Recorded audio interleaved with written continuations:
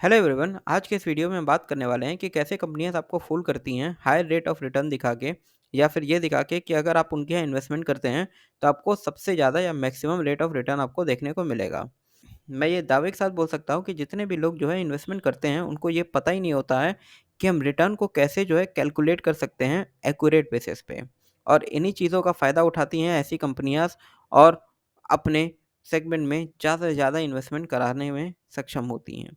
तो आज के वीडियो में हम यही देखने वाले हैं कि कैसे हम कैलकुलेट कर सकते हैं किसी भी म्यूचुअल फंड या किसी भी इंश्योरेंस कंपनीज़ के अंदर जो भी स्कीम है उसके रेट ऑफ रिटर्न को, एक्चुअल रेट ऑफ रिटर्न को, कि हमें अगर इन्वेस्टमेंट करना भी होगा तो हमें at the end of the scheme हमें कितना पैसा देखने को मिलेगा। तो आइए शुरू करते हैं। हमें स्क्रीन पे देखने को मिल रहा है यहाँ पे 3 चीज़ें। जो 3 चीज़ें हैं ये 3 टाइप्स ऑफ इन्वेस्टमेंट रिटर्न है। पहली जो चीज़ है वो है एब्सोल्यूट रिटर्न, दूसरी हमें आईआरआर देखने को मिली है जिसे हम बोलते हैं इंटरनल रेट ऑफ रिटर्न, और तीसरी है XIRR, extended internal rate of return. हम तीनों चीज़ को डिस्कस करने वाले हैं और तीनों चीज़ को ही हम एग्ज़ाम्पल से समझने वाले हैं कि तीनों की ज़रूरत कहाँ पे आती है और तीनों में डिफ़रेंस क्या होता है। अगर हम आईआरआर और एक्सआईआरआर की बात करें पहले, ठीक है? तो इन दोनों में हमें कोई भी अंतर देखने को नहीं मिलता है, मात्र हमें छोटा-सा ही कुछ अंतर देखने को मिलता है इसके रेट ऑफ रिटर्न में। इसकी कैलकुलेशन भी लगभग जो है सेम ही होती है। तो आइए एक एग्ज़ाम्पल की मदद से हम समझते हैं कि हमें जो है रिटर्न कैसे कैलकुलेट करना है। हम एग्ज़ाम्पल लेके चलते हैं कि जैसा अभी नया साल आ चुका है 2024 का, तो हमें इसमें एसआईपी करके चलना है 2024 के अंदर, कि हम एसआईपी करके चलेंगे 1 साल के लिए और 1 साल बाद जो हम एसआईपी को बेच देंगे। अब एसआईपी का क्या रूल होता है? एसआईपी का आपको पता ही होगा कि एसआईपी का रूल होता है कि आपको हर महीने जो है पैसे इन्वेस्ट करने होते हैं, और at the end of the maturity या कभी भी जब आपको आवश्यकता हो तो आप बेच सकते हैं। तो हम मान के चलते हैं कि हर महीने की पहली तारीख को हम इन्वेस्टमेंट कर रहे हैं, ठीक है? हमारा इन्वेस्टमेंट कितना होगा? हम मान के चलते हैं 10,000 का हम इन्वेस्टमेंट करके चल रहे हैं हर महीने, ठीक है? तो हमारा इन्वेस्टमेंट शुरू हो जाएगा जनवरी से लेके दिसंबर तक, ठीक है? और हम ये मान के चलेंगे कि हम 1 जनवरी 2025 को हम पूरा का पूरा पैसा निकाल ले रहे हैं। अब जब पैसा निकाल रहे हैं तो इसको भी हम अज़्यूम करके चलते हैं कि हम नियरली 1.5 लाख रुपए हम निकाल रहे हैं मार्केट से। अगर इसी एग्ज़ाम्पल में हमें ये पता करना हो कि हमें एक्यूरेट बेसिस पे कितना इंटरेस्ट देखने को मिला है, तो ये कैसे हम निकालेंगे? तो इसके लिए हमें पहले पता करना होगा कि हमारी टोटल नंबर ऑफ इन्वेस्टमेंट कितनी थी। तो हर महीने हमने कितना इन्वेस्टमेंट किया? 10,000। हमने कितने महीनों के लिए किया? तो हमने किया 12 महीनों के लिए। तो टोटल इन्वेस्टमेंट कितनी हो गई? 1,20,000 हो गई, ठीक है? अब 1,20,000 हो गई और हमें कितना मिला कंपैरिज़न में? तो हमें मिला है 1,50,000। मीन्स हमारा प्रॉफ़िट कितना हो गया? 30,000 रुपए का हमारा प्रॉफ़िट देखने को हमें मिल रहा है, ठीक है? 30,000 का प्रॉफ़िट हो गया divide by total number of investment, 1,20,000 into 100। अब ये इसको काटने के ऊपर जो है आंसर आएगा वो है 25% का। ये हो गया एब्सोल्यूट रेट ऑफ रिटर्न, जो हमारा सबसे पहला रेट ऑफ रिटर्न था। कि एब्सोल्यूट बेसिस पे आपको इतना ही रिटर्न देखने को मिलेगा कि आपने 30,000 रुपए का प्रॉफ़िट कमाया, कितने के ऊपर? 1,20,000 रुपए के ऊपर, तो आपका रिटर्न कितना हो गया? 25% हो गया। लेकिन क्या ये यहाँ पे सही आपको देखने को मिल रहा है? तो मैं यहाँ पे दावे के साथ बोल सकता हूँ कि ये रेट ऑफ रिटर्न जो है गलत आपको इंडिकेट कर रहा है। क्योंकि एब्सोल्यूट रेट ऑफ रिटर्न का मतलब क्या होता है कि ये एज़्यूम कर लिया है कि 1,20,000 जो आपने डाले थे वो आपने जनवरी के महीने में डाले थे। ठीक है?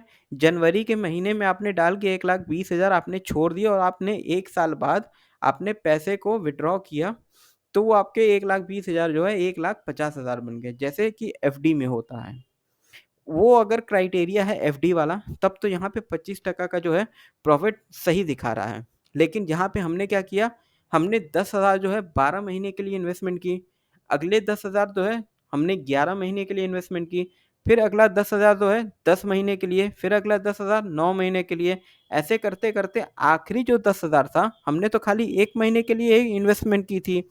तब यहाँ पे कैसे हम दिखा सकते हैं कि पूरा पूरा 1,20,000 जो है हमने पूरे साल के लिए इन्वेस्टमेंट की थी। तो इसलिए यहाँ पे ये जो है हमें गलत जो है देखने को मिल रहा है इसका आंसर। तो इसीलिए यहाँ पे हमें क्या कैलकुलेट करना होगा, हमें यहाँ पे आईआरआर या फिर एक्सआईआरआर जनरेट कराना होगा जिसकी मदद से हमको पता चलेगा कि यहाँ पे एक्चुअल रेट ऑफ रिटर्न हमें कितना देखने को मिल रहा है। तो चलिए देखते हैं एक्सआईआरआर और आरआरआर कैसे हम कैलकुलेट करते हैं। तो उसके लिए हमें चलना होगा एक्सेल शीट पे। अब यहाँ पे हमने सेम एग्जांपल लिया है जो हमने अभी डिस्कस किया था म्यूचुअल फंड का, कि हम 1 जनवरी को जो है 2024 को पैसा डाल रहे हैं 10,000, ऐसे ही हर एक महीने के हर एक पहली तारीख को हम पैसा डालते जा रहे हैं 10-10 हज़ार रुपये, और अगले साल पहली जनवरी 2025 को हम विड्रॉ कितना कर रहे हैं, 1.5 लाख रुपए। तो अभी हमने एब्सोल्यूट रेट ऑफ रिटर्न हमने कैलकुलेट किया था, कैसे किया था, 30,000 डिवाइड बाई 1,20,000 इंटू 100। तो हमारा कितना रिटर्न जनरेट हुआ था, 25 टाइम्स का। ठीक है। अगर हमें XIRR रिटर्न जनरेट करना हो तो हम कैसे करेंगे? अगर किसी को यहाँ पे दिक्कत आ रही हो कि मैंने 10,000 को माइनस में क्यों लिखा है और 1,50,000 को पॉजिटिव में क्यों लिखा है, तो इसलिए लिखा हुआ है यहाँ पे कि आपके जेब से 10,000 रुपये हर महीने जा रहे हैं, तो इस वजह से माइनस में लिखा हुआ है। और at the end of the year जब आप बेच रहे हैं तो आपको 1 तारीख को 1.5 लाख रुपए मिल रहे हैं, तो इसलिए यहाँ पे प्लस में लिखा हुआ है। और अब हमें XIRR का रिटर्न जनरेट करना हो तो हम कैसे करेंगे? तो इसके लिए सिंपल फार्मूला है, यहाँ पे आएंगे is equal to XIRR bracket open, फिर हमें जो है सेलेक्ट करना होगा जितना कि हमने इन्वेस्टमेंट किया है, उसको सेलेक्ट कर लिए, कॉमा, फिर हमको वो सेलेक्ट करना होगा कि हमने किस किस डेट पे इन्वेस्टमेंट की थी।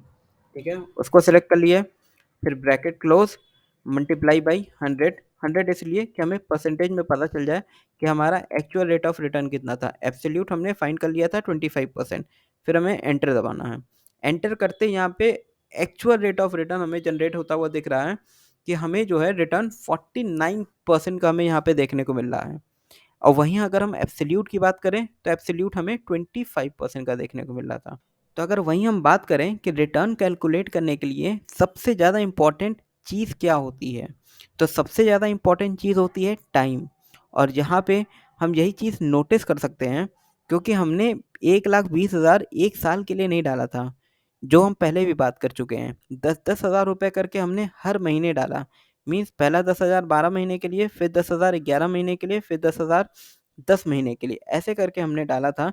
इसलिए हमें जो है एक्चुअल रेट ऑफ रिटर्न हमें कितना देखने को मिल रहा है, नियरली 49% का हमें देखने को मिल रहा है। अब जैसे कुछ लोग बोलेंगे कि हम इतना रेगुलर इन्वेस्टमेंट नहीं करते हैं एसआईपी के अंदर, हमारा इन्वेस्टमेंट जो है धीरे धीरे बदलता होता है। कभी हम 10,000 रुपये डाल देते हैं, कभी हम 3,000 रुपये डाल देते हैं, कभी हम विड्रॉ भी कर लेते हैं, कभी हम दोबारा डाल देते हैं। तब उस चक्कर में जो है हमारा रेट ऑफ रिटर्न कितना होगा। ठीक है, तो हम जैसे मान के चलते हैं कि पहले बार आपने डाला 10,000, लेकिन दूसरी बार आपके पास पैसा नहीं था, तो आपने क्या किया, सेकंड टाइम में आपने 2,000 रुपये ही डाला, तीसरी बार में आपने फिर 2,000 डाल दिया, चौथे बार में आपके पास पैसा ही नहीं था, आपने ज़ीरो पैसा इन्वेस्ट किया। तीसरी बार में लेकिन आपके पास ज़्यादा पैसा था, तो इस बार आपने क्या किया, 25,000 का जो है डिपॉजिट किया।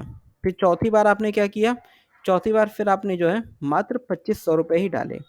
फिर आपने 10,000 डाला, फिर हम मान के चलते हैं अगले बार आपने मात्र 1,000 रुपये ही इन्वेस्ट किए।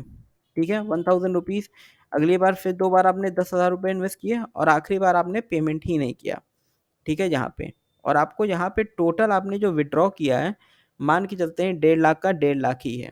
ठीक है, हम इसको छेड़खानी नहीं करते हैं कि इसके साथ कि आपने यहाँ पे कितना जो है पैसा जो है विथड्रॉ किया था। तब यहाँ पे आपको देखने को मिल रहा है कि XIRR टोटल अपने अनुसार जो है चेंज हो गया है।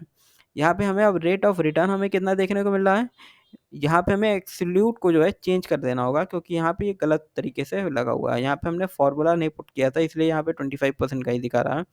XIRR जो हमें कितना देखने को मिल रहा है, यहाँ पे 133% का जहाँ हमें देखने को मिल रहा है। आप देखिए यहाँ पे हमें जब कैलकुलेट करना होगा XIRR, तो हमें कुछ भी नहीं करना है। हमें एक्सेल शीट पे क्या करना है, एक सही फॉर्मेट में डेट डालना है, और जब जब हमारा जितना जितना इन्वेस्टमेंट था हमें खाली उतना उतना ही डालना है। अब एग्जाम्पल हम शो करते हैं, एक और एग्जाम्पल लेते हैं कि हो सकता है कि बीच में आपको फंड की आवश्यकता थी, आपने कुछ पैसे बीच में भी निकाले, फिर आपने लास्ट में भी निकाले। ठीक है, तो हम मान के चलते हैं जो हमारा अगस्त का महीना था, हमने यहाँ पे 10,000 रुपये विड्रॉ कर लिए थे। ठीक है, तो 10,000 विड्रॉ करेंगे तो हम पॉजिटिव में लिखेंगे, तो यहाँ पे देखिए रिटर्न वापस से जो है बढ़ चुका है। अब रिटर्न यहाँ पे हमें कितना देखने को मिल रहा है, 217% का।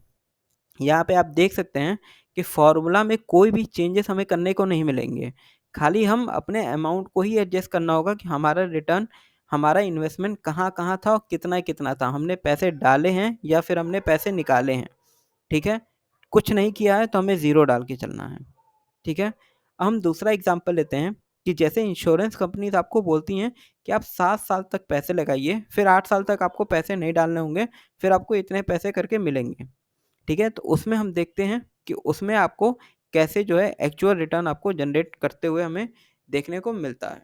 जैसा कि हम यहाँ पे हम एग्जांपल ले रहे हैं मनी बैक प्लान का या फिर गारंटीड इनकम प्लान का, किसी भी कंपनी का। हम कोई कंपनी को टारगेट नहीं कर रहे हैं, हम नॉर्मल प्लान को टारगेट कर रहे हैं कि हमें ऐसा प्लान देखने को मिलता है जिसमें हमें ये बताया जाता है कि हर साल अगर हमने 1-1 लाख रुपए लगाया, ठीक है? जहाँ पे हमने 2015 में मान ली हमने स्टार्ट किया था अपना प्लान, तो 2015 में लगाया, 16 में लगाया, 17 में, 18 में, 19 में, 20 में, 21 में।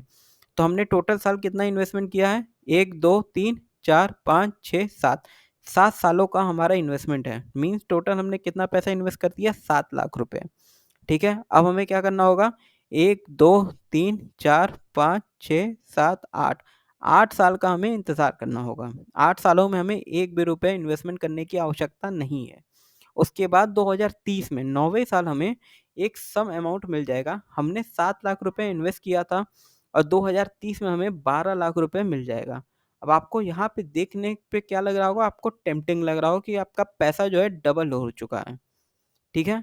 लेकिन यहाँ पे एक्चुअल रेट ऑफ रिटर्न कितना निकल रहा है? ये निकलेगा XIRR के फ़ॉर्मूले से। तो आइए कैलकुलेट करते हैं कि हमें यहाँ पे एक्चुअल रेट ऑफ रिटर्न हमें कितना देखने को मिल रहा है। यहाँ पे भी हम सेम फ़ॉर्मूला लगा के चलेंगे, इज़ इक्वल टू XIRR, पहले ब्रैकेट ओपन, फिर हमें क्या करना होगा? पेमेंट वाले साइड को सेलेक्ट करना होगा। सेलेक्ट कर लिए, कॉमा, फिर हमें जो है डेट को सेलेक्ट कर लेनी है।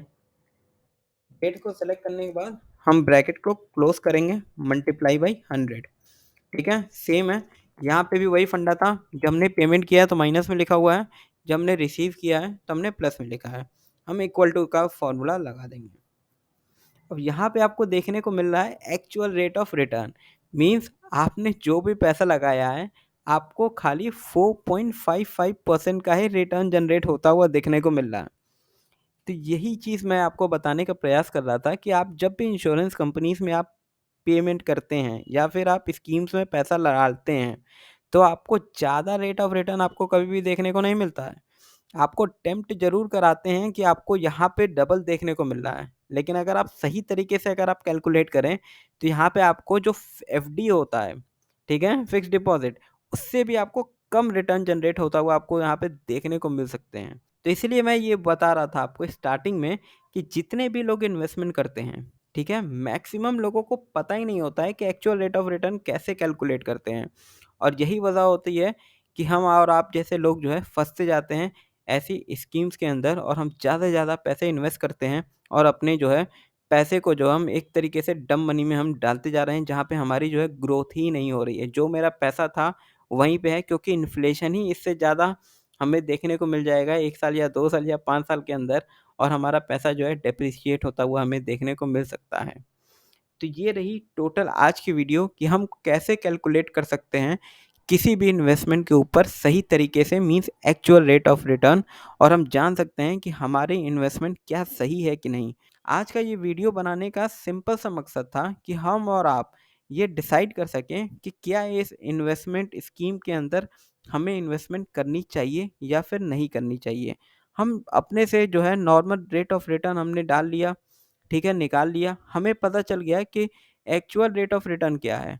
अगर हमें रेट ऑफ रिटर्न हमें अच्छा देखने को मिलता है 8%, 9%, 10%, 12% का, तो हम यहाँ पे इन्वेस्टमेंट कर सकते हैं। लेकिन अब वही हमें 4%, 3%, 5% का देखने को मिल रहा है, तो इससे बढ़िया अगर हमें सेफली ही पैसा लगाना है, तो हम एफडी क्यों ना कर लें। एफडी में तो हमें कम से कम 6 से 7% का तो रिटर्न देखने को मिल सकता है। या फिर हम दूसरे गवर्नमेंट स्कीम के अंदर पैसा डालते हैं, जैसे किसान विकास पत्र है। माना ये जाता है कि इंडिया में आप कोई भी स्कीम में पैसा लगाइए, जो सबसे जल्दी पैसा डबल करके देता है, वो है किसान विकास पत्र। तो आज की वीडियो यहीं तक रही। तो अगर आपको वीडियो पसंद आई तो प्लीज़ लाइक कीजिए, शेयर कीजिए। तो मिलते हैं ऐसे ही किसी और वीडियो में, तब तक अपना ध्यान रखें।